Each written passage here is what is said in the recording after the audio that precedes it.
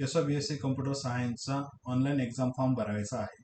त्याच्याकरता ओई कोणता घ्यायचा आहे, सीसी कसा येईल, ग्रुप कसा सिलेक्ट करायचा, याकरिता आता एक्झाम फॉर्म कसा भरायचा याच्याकरता आपण शॉर्टमध्ये व्हिडिओ बघूया.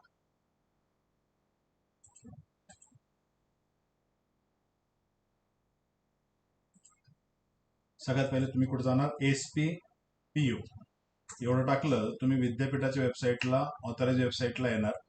वेबसाईटला आल्यानंतर तुम्हाला या ठिकाणी एक्झामिनेशन क्लिक मिळेल, तिथे क्लिक करायचं आणि ह्या पद्धतीने एक्झाम ऑनलाईन असं दिसलं की ह्या ठिकाणी तुम्हाला एक्झाम फॉर्म ऑनलाईन याच्यावर गेल्यानंतर तुम्हाला बऱ्याचशा लिंक्स मिळतील, कारण की रश तेवढा असतो त्याच्यामुळे त्यांनी वेळेवर सर्वरच्या लिंक्स दिल्या आहेत. त्यातल्या एका लिंकला कुठेतरी क्लिक करायचं.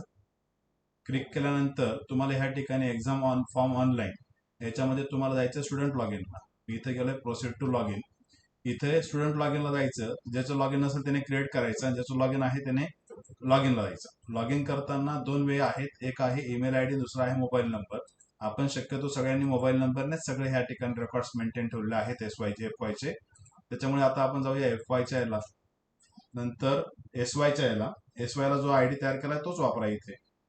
त्याच्यानंतर आपण हा कोड टाकून पुढे जाणार. गेल्यानंतर आता आपल्याला काय करायचं आहे की एक्झाम फॉर्म भरायचा. इथे अप्लाय फॉर सर्टिफिकेट्स वगैरे बाकी सगळ्या गोष्टी दिलेल्या आहेत, पण आपल्याला ह्या ठिकाणी एक्झाम फॉर्म दिसतोय, त्या एक्झाम फॉर्मलाच आपल्याला काय करायचंय, क्लिक करायचं. क्लिक केल्या केल्या तुम्हाला परत प्रोसीड एक ऑप्शन येईल. आता मी मागचा फॉर्म हे केला. आता आपण सेकंड इयर BSc कम्प्युटर सायन्सचा फॉर्म भरतोय म्हणून इथं काय करणार, other than first year non engineering, create a new application. त्याच्यामध्ये आता माझ्याकडे जो आयडी होता त्या आयडीचं ह्या ठिकाणी अकाउंट डिटेल्स आहेत. नेक्स्ट गेलो. नेक्स्ट गेल्यानंतर ह्या ठिकाणी मला फॉर्म भरायचा आहे BSc कम्प्युटर सायन्सचा. हे जे सब्जेक्ट्स आहेत तुम्हाला फोक्युलर course, CC, IKS, data structure, database, हे सगळे जे आहेत हे सगळे जे कंपल्सरी आहेत. त्याच्यामध्ये कुठेही टिक होणार नाही आणि कोणत्याही प्रकारे काही चेंजेस होणार नाही. त्यामुळे आपल्याला सिलेक्शन जे दिलेलं आहे विद्यापीठाने दोन कोर्समध्ये, ओके, एक आहे मॅथमॅटिक्स आणि दुसरा आहे इलेक्ट्रॉनिक्स. इथे घेतात, जर तुम्ही मॅथमॅटिक्स हा विषय घेतला असेल तर MTC 241, MTC 242, तो पण काय घ्यायचा आहे, MNP घ्यायचा आहे आणि हा MN घ्यायचा आहे. जर तुमचा हा प्रॅक्टिकल आणि थेअरी कोर्स तुम्हाला या ठिकाणी घ्यावाच लागेल, किंवा ज्या विद्यार्थ्यांनी इलेक्ट्रॉनिक्स घेतलेला आहे त्यांनी इलेक्ट्रॉनिक्स विषय सिलेक्ट करायचा आणि त्याचं प्रॅक्टिकल सिलेक्ट करायचं.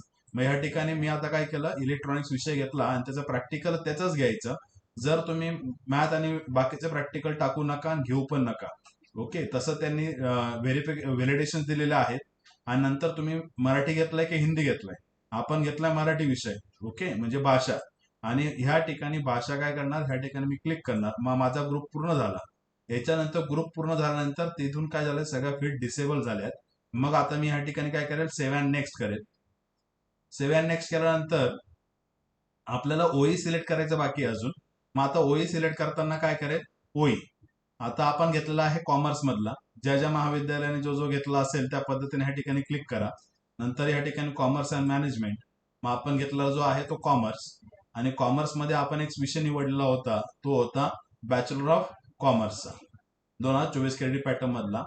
तो घेतला होता आपण पर्सनॅलिटी डेव्हलपमेंट. मग या ठिकाणी पर्सनॅलिटी डेव्हलपमेंटला क्लिक केलं आणि मग तुमचा फॉर्म जो आहे तो पूर्ण होईल, ओके. याच्यात हे सगळे कंपल्सरी आहेत. याच्यात तुम्हाला फक्त किती सिलेक्ट करायचे आहेत, मॅथ ग्रुप किंवा इलेक्ट्रॉनिक्स ग्रुप, भाषा किंवा हिंदी. याच्यातून हे विषय चूज केल्यानंतर ओई सिलेक्ट करा. ओई झाला की सेव्ह नेक्स्ट करा. आपल्या महाविद्यालयाला आपण हा ओई घेतलेला आहे, कॉमर्स बॅकग्राऊंड मधला घेतला आहे. आपण सायन्सचे विद्यार्थी म्हणून आपण या ठिकाणी कॉमर्सचा विषय घेतलेला आहे. आणि काय करणार, save and next. Save and next झालं की तुम्हाला ह्या ठिकाणी तुमचं फीज किती लागणार आहे, 1895 रुपये. आता 20% विद्यापीठानेच फी वाढून दिली आहे, त्याच्यामुळे आता फी जी आहे ती किती आली, 1895. आणि मी याला काय करेल, टिक करेल. आणि टिक केल्यानंतर काय करेल, कन्फर्म गो टू डॅशबोर्ड. ह्या ठिकाणी क्लिक केल्यानंतर पहिले तुम्ही ह्या ठिकाणी सगळं वाचून घ्या. तुम्हाला ज्या ज्या चेक पॉईंट दिलेले आहेत ते चेक पॉईंट सगळे वाचा. आय हॅव रीड करा आणि नंतर कन्फर्म टू डॅशबोर्ड करा. आता ह्या ठिकाणी तुमचं ऍप्लिकेशन स्टेटस कम्प्लिटेड आहे, पण फी काय आहेत अजून पेंडिंग आहे, ओके. नंतर चलन अनपेड आहे आणि प्रिंट प्रिव्ह्यू तुम्ही ह्या ठिकाणी बघू शकता. आता इथून प्रिंट आउट काढा, ओके. प्रिंट आउट काढल्यानंतर प्रिंट प्रिव्ह्यू करा, नंतर प्रिंट ऑनलाईन करा, ओके. पे लगेच होणार नाही. ही जी कॉपी आहे ही कॉपी तुम्हाला महाविद्यालयातून जमा करायची. ही जमा केल्यानंतर महाविद्यालय इन्व्हर्ट करणार. इन्व्हर्ट केल्यानंतर तुम्हाला पे फी ऑनलाईन हा ऑप्शन काय होणार, ऍक्टिव्ह होणार. हा ऍक्टिव्ह कधी होणार आहे, लगेच होणार नाही.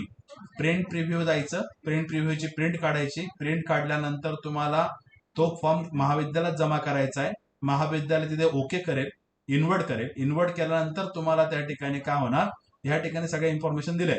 मग पेमेंट जे आहे, पेमेंटची फॅसिलिटी तुम्हाला अवेलेबल होईल आणि पेमेंट झालं कम्प्लीट तर तुमचं ह्या ठिकाणी काय होणार, फॉर्म कम्प्लीट होणार, अदरवाईज होणार नाही. फक्त जमा केल्यानंतर फॉर्म झाला आपला असं समजायचं नाही, तर फी पण आपल्याला ऑनलाईनच पे करायची आहे आणि ती विद्यापीठाला डायरेक्ट पे होणार आहे, महाविद्यालयात पे करायची गरज नाही. Thank you so much.